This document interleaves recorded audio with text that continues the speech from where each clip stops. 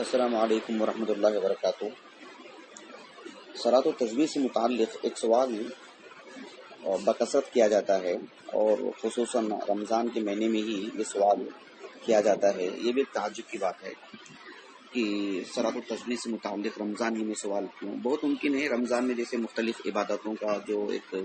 اللہ سبحانہ و تعالیٰ کی توفیق سے غلبہ رہتا ہے،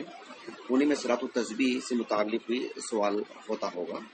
جیسے بعض لوگ زکوٰۃ سے متعلق بھی رمضان ہی میں سوال کرتے ہیں، حالانکہ رمضان سے اس کا کوئی تعلق نہیں ہے، ہو سکتا ہے کسی کی تاریخ رمضان کی ہو۔ بہرحال صلاۃ التسبیح کا سوال بھی رمضان سے متعلق ہی بکثرت کیا جاتا ہے۔ اس سلسلے میں میں دو تین باتیں آپ کے سامنے رکھتا ہوں تاکہ مسئلے کی وضاحت ہو جائے۔ بنیادی بات یہ ہے کہ صلاۃ التسبیح یہ جو نماز کا جو طریقہ ہے، امام ابو داؤد رحمہ اللہ کی السنن، امام ابو عیسیٰ ترمذی رحمہ اللہ کی السنن، اور حافظ ابن ماجہ رحمہ اللہ کی السنن، پھر بعد کے جو علماء ہیں امام ابن خزیمہ، امام حاکم، امام بیہقی، امام دارقطنی اور بھی دیگر اصحاب علم ہیں جنہوں نے اپنی اپنی حدیث کی کتابوں میں اس حدیث کو لائے ہیں۔ جہاں تک مسئلہ کتب ستہ کا ہے، اس میں صحیحین یعنی صحیح بخاری، صحیح مسلم اور سنن نسائی کو چھوڑ کر بقیہ تین کتابوں میں یہ حدیث موجود ہے۔ یہ حدیث متعدد صحابہ سے مروی ہے، لیکن خصوصیت کے ساتھ جو ابن عباس ہیں، عبداللہ بن عباس رضی اللہ عنہما، ان سے حدیث مروی ہے کہ انہوں نے رسول اللہ صلی اللہ علیہ وسلم نے عباس رضی اللہ عنہ آپ کے چچا کو یہ حدیث سنائی ہے۔ یہ تو ایک بات ہو گئی۔ دوسری بات یہ ہے کہ اس حدیث سے متعلق اہل علم میں یعنی اس کی صحت اور ضعف کو لے کر کے اختلاف ہے کہ کیا یہ حدیث صحیح ہے یا حدیث ضعیف ہے۔ یہ حدیث صحیح ہے ضعیف ہے، اس سلسلے میں جو کلام کیا جاتا ہے، بنیادی طور پر کلام جو ہے صرف سند پر نہیں کیا گیا ہے، سند کے ساتھ ساتھ اس کے متن پر بھی کلام کیا گیا ہے۔ یعنی بعض اہل علم نے اس حدیث کو حسن کہا ہے، اور بعض اہل علم نے نہ یہ کہ اس کو صرف ضعیف کہا ہے بلکہ اس کو موضوع تک کہا ہے۔ کافی اختلاف ہے۔ آپ دیکھیں گے ایک ایسا مسئلہ ہے جس میں جو ہے حد درجہ اختلاف ہے۔ جن اصحاب علم نے اس حدیث کو صحیح اور یا حسن کہا ہے، انہوں نے بھی اس اختلاف کو مد نظر رکھا ہے اور اس کے ضعف کو مد نظر رکھا ہے، لیکن اس کو انہوں نے جو حسن کہا ہے اس کی وجہ کیا ہے وہ میں آگے بتاؤں گا آپ کو انشاءاللہ۔ پہلے ایک نظر آپ حدیث پر دیکھ لیں کہ اللہ کے رسول صلی اللہ علیہ وسلم نے اس حدیث مبارکہ میں عباس رضی اللہ عنہ سے خطاب کرتے ہوئے کہا کہ یا عما الا اعطیک الا امنحک الا احبوک الا افعل بک عشر خصال۔ سب کے معنی ایک ہیں کہ اے میرے چچا، کیا میں آپ کو مطلب ایک 10 خصال 10 خصوصیتیں والی ایک شے ہے، ایک چیز ہے، کیا میں آپ کو نہ دے دوں، آپ کو نہ سکھاؤں؟ سب کے معنی ایک ہیں، الا اعطیک الا امنحک الا احبوک، سب کے معنی ایک ہیں۔ اللہ کے رسول نے کہا صلی اللہ علیہ وسلم کہ اذا انت فعلت ذلك غفر اللہ لك ذنبك اولہ وآخرہ قدیمہ وحدیثہ خطأہ وعمدہ صغیرہ وکبیرہ سرہ وعلانیتہ، کہ اگر تمہیں انجام دے لو گے تو اللہ تعالیٰ تمہارے سارے گناہوں کو معاف کر دے گا، تمہارے پچھلے گناہوں کو، اگلے گناہوں کو، پچھلے گناہوں کو، قدیم گناہوں کو، نئے گناہوں کو، جدید گناہوں کو، جو جان بوجھ کر کے ان کو، جو آمدن ہوئے ہیں ان کو، چھوٹے بڑے، چھپ کر کے، علانیتاً، ہر طرح کے گناہوں کو معاف کرے گا۔ گویا کہ اس بارے میں اللہ کے رسول نے بات کہی ہے۔ اب نماز کا جو طریقہ ہے وہ بھی قابل غور ہے۔ اللہ کے رسول نے کہا صلی اللہ علیہ وسلم کہ ان تصلی 4 رکعات تقرأ فی کل رکعۃ فاتحۃ الکتاب وسورہ، کہ 4 رکعت ہیں، ہر رکعت میں سورۃ الفاتحہ اس کے ساتھ ایک سورہ پڑھنا ہے۔ فاذا فرغت من القراءۃ فی اول رکعۃ وانت قائم، پہلی رکعت میں جب سورہ فاتحہ پڑھتے ہیں، سورہ فاتحہ کے بعد پھر کوئی سورہ پڑھ لیتے ہیں، تو اللہ کے رسول نے کہا صلی اللہ علیہ وسلم اسی حالت میں کھڑے رہیں اور سبحان اللہ، الحمدللہ، لا الہ الا اللہ واللہ اکبر، اس کو 15 مرتبہ پڑھنا ہے۔ پھر رکوع کرنا ہے اور حالت رکوع میں انہی کلمات کو 10 مرتبہ پڑھنا ہے۔ پھر رکوع سے سر اٹھا کر کے جو پھر قیام کی حالت میں کھڑے ہوتے ہیں، اس وقت پھر 10 مرتبہ اس کو ان کلمات کو کہنا ہے۔ پھر سجدے میں جانا ہے، سجدے میں 10 مرتبہ، پھر سجدے سے اٹھنا ہے اور اٹھ کر کے جو ہے پھر جو ہے یعنی 2 سجدوں کے درمیان پھر گویا کہ 10 مرتبہ اس کو پڑھنا ہے۔ پھر سجدہ کرنا ہے، سجدے میں 10 مرتبہ پڑھنا ہے۔ پھر سجدے سے اٹھنا ہے، اٹھ کر کے پھر 10 مرتبہ پڑھنا ہے، یعنی دوسرے سجدے سے اٹھ کر کے جو بیٹھتے ہیں اس وقت بھی اس کو 10 مرتبہ پڑھنا ہے۔ یہ ذرا قابل غور بات ہے جس سے میں آگے گفتگو کروں گا۔ تو فذالک 75، تو گویا کہ 75 مرتبہ اس کو پڑھنا ہے پوری نماز کے پوری نماز میں۔ فی کل رکعۃ تفعل ذلک فی 4 رکعات، تو ایک رکعت میں جب 75 مرتبہ اس کو پڑھتے ہیں تو 4 رکعت میں اس کو پڑھیں گے تو یہ جو طریقہ ہے اللہ کے رسول صلی اللہ علیہ وسلم نے سکھائے ہیں، اس کو سامنے رکھیں، اس پر گفتگو ہوگی آگے، اس کے متن پر بھی۔ اب دیکھیے اس نماز کا طریقہ بتانے کے بعد اللہ کے رسول نے ان سے کہا، جو یہ بھی قابل غور بات ہے، کہا کہ ان استطعت ان تصلیھا فی کل یوم مرہ فافعل، دن میں ایک مرتبہ پڑھ سکتے ہیں تو ایک مرتبہ پڑھ لیں، فإن لم تفعل ففی کل جمعۃ مرہ، نہیں ہفتے میں ایک مرتبہ پڑھ سکتے ہیں تو ایک مرتبہ صحیح پڑھ لیں، فإن لم تفعل ففی کل شہر مرہ، مہینے میں ایک مرتبہ ہی صحیح اس کو پڑھ لیں، فإن لم تفعل، اگر اس کی بھی طاقت نہیں ہے تو ففی کل سنۃ مرہ، تو سال میں ایک مرتبہ پڑھ لیں، اور فإن لم تفعل، اگر اس کی بھی طاقت نہیں ہے تو ففی عمرک مرہ، یعنی زندگی میں ایک مرتبہ صحیح پڑھ لیں۔ یہ بھی ایک قابل غور بات ہے، میں نقطہ نقطہ آپ پر گفتگو کروں گا جب اس کے متن پر ہم بات کرتے ہیں۔ جہاں تک مسئلہ اس کے سند سے متعلق ہے، قدیم علماء سے لے کر کے یعنی دور حاضر کے علماء تک، یعنی اس میں شدید اختلاف ہے۔ اصحاب علم کی ایک جماعت ایسی ہے جس میں قدیم علماء میں ہم دیکھتے ہیں کہ عبداللہ بن مبارک کا نام خصوصیت کے ساتھ لیا جاتا ہے، جو اس حدیث مبارکہ سے متعلق آپ نے اس کے صحت کی طرف آپ کا میلان تھا، بلکہ آپ اس پر عمل کیا کرتے تھے، یہ عبداللہ بن مبارک سے ہمیں منقول ہے۔ لیکن عبداللہ بن مبارک رحمہ اللہ سے جو منقول ہے اس پر بھی آگے کلام ہوگا انشاءاللہ، جب ہم ایک اور جماعت اہل علم کی جماعت سے متعلق گفتگو کریں گے۔ قدیم علماء میں سے یعنی جن علماء نے جیسے عبداللہ بن مبارک ہیں، اور اسی طرح سے امام بیہقی ہیں رحمہ اللہ، وہ بھی اس کی صحت کی طرف مائل ہیں اور اس کی عمل کی طرف جو ہے رجحان رکھتے ہیں۔ قدیم علماء میں جو ہے بات کے یعنی جو قدیم علماء سے مراد خیر القرون کی نہیں، بات کے علماء میں سے امام نووی رحمہ اللہ ہیں، وہ ان کی جو کتاب ہے الاذکار، اس میں اس کے استحباب کی طرف جو ہے آپ نے اپنا میلان ظاہر کیا ہے۔ تو یہ اصحاب علم ہیں، حافظ المنذری ہیں، وہ بھی اس کے استحباب کی طرف مائل ہیں کہ اس پر عمل ہونا چاہیے، بلکہ امام منذر رحمہ اللہ نے تو کئی اصحاب علم کے انہوں نے نام جو ہے لکھے ہیں، امام آجوری وغیرہ کے، شیخ البانی رحمہ اللہ نے ذکر کیا ان کے نام رد المفہم میں، کہ کچھ اصحاب علم ہیں جنہوں نے اس کی طرف میلان کا اظہار کیا ہے کہ یہ نماز صحیح سند سے ثابت ہے،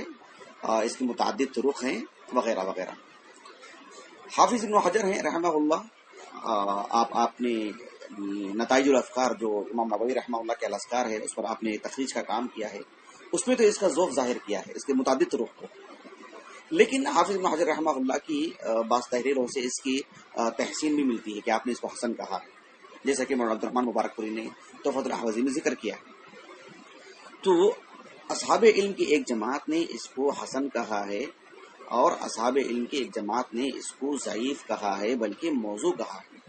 اب دیکھیے امام ترمذی رحمہ اللہ نے اپنی السنن میں جب اس حدیث کو لے کر کے آئے تو اس کے بعد آپ نے لکھا کہ وَلَا يَصِحُ مِنْهُ كَبِيرُ شَيْءٍ،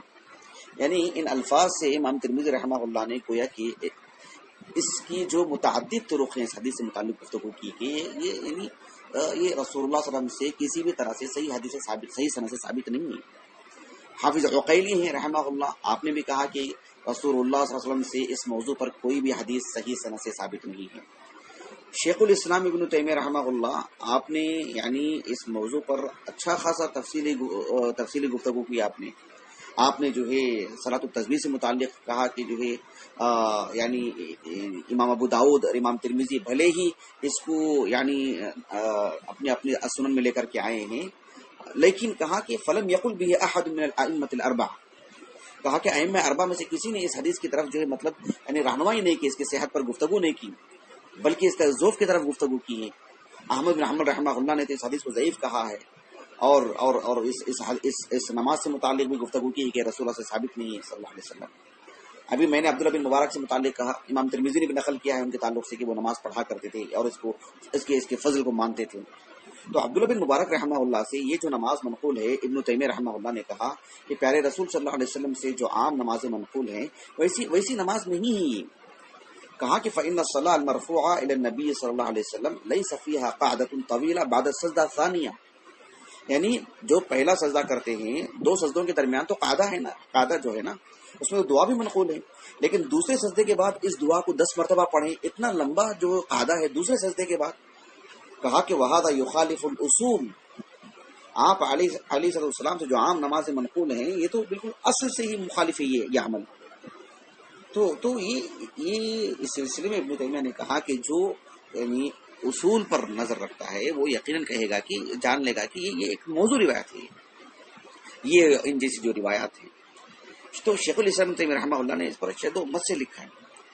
اب ہمارے اس دور کے علماء میں سے آپ دیکھیں گے کہ شیخ البانی رحمہ اللہ نے حالانکہ اس حدیث کو حسن کہا ہے، علی الاقل صحیح لغیری بھی کہا آپ نے، علی الاقل حسن بھی کہا ہے. سنن ابی داؤد کی جو مکمل مفصل تخریج کیا آپ نے جو صحیح ابی داؤد ہی میں اس کا ذکر کیا ہے، ضعیف ابی داؤد میں تو اس حدیث کو نقل ہی نہیں کیا آپ نے، تو گویا کہ آپ اس کی صحت کی طرف مائل ہیں. حالانکہ شیخ البانی رحمہ اللہ کی ایک کتاب ہے الرد المفہم، جو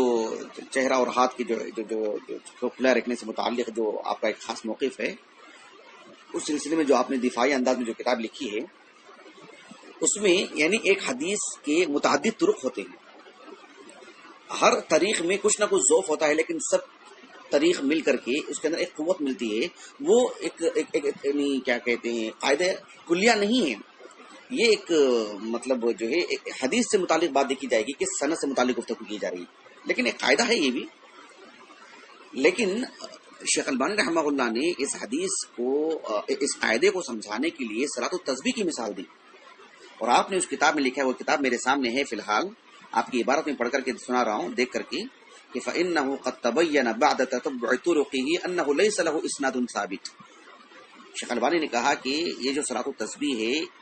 اس کی کوئی طریق، جتنے بھی اسانید ملتے ہیں، کوئی سند ثابت نہیں ہے، صحیح سند سے ثابت نہیں ہے یہ چیز. وَلَكِنَّهُ صَحِيحٌ بِمَجْمُوعِ طُرُقِهِ، کہا کہ اس کی مجموعی طرق سے جو ہے حدیث صحیح ثابت ہوتی ہے. اور آپ نے امام آجوری، ابن مندال، خطیب بغدادی، ابو بکر سمعانی، حافظ المنذری، ابن صلاح، النووی، السبکی، ان سب اصحاب علم کے، امام بیہقی وغیرہ کے نام لیے ہیں کہ ان سب اصحاب علم نے اپنی اپنی کتابوں میں ضعیف احادیث سے اس کو لے کر آئے ہیں، لیکن مجموع طرق جو ہے نا اس کا اس بنیاد پر شیخ البانی نے اس کو صحیح کہا ہے. لیکن اس سلسلے میں جو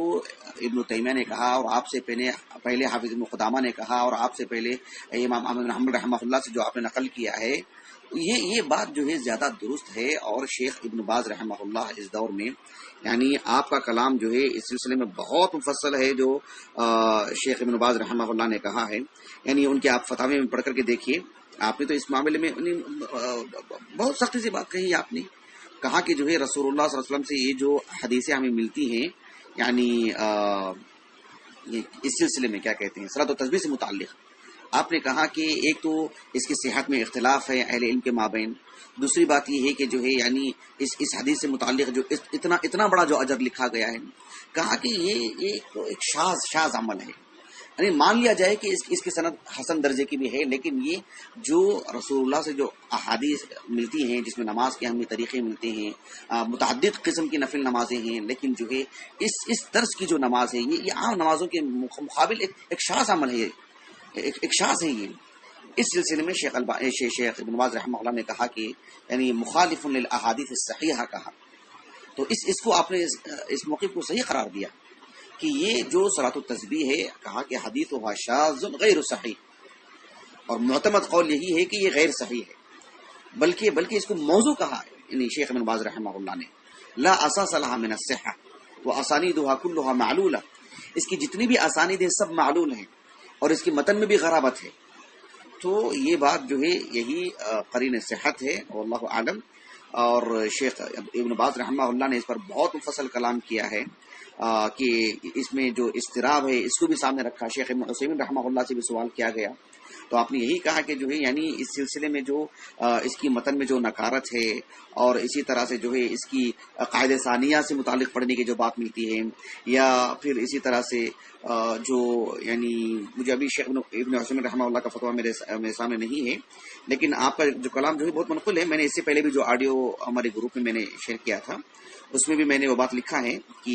کہا میں نے اس بات کو کہ شیخ ابن عثیمین رحمہ اللہ نے اس قاعدے کی روشنی میں کہ الاصل فی العبادات الحظر، یعنی عبادات میں اصل حظر ہے، منع ہے، جب تک کہ یعنی کسی عمل کے مشروع ہونے کی دلیل ثابت نہ ہو جائے. ایک تو یہ بات ہے. ایک دوسری بات یہ ہے کہ اس حدیث میں اضطراب ہے، اہل علم نے متعدد باتیں کہی ہیں اس بارے میں.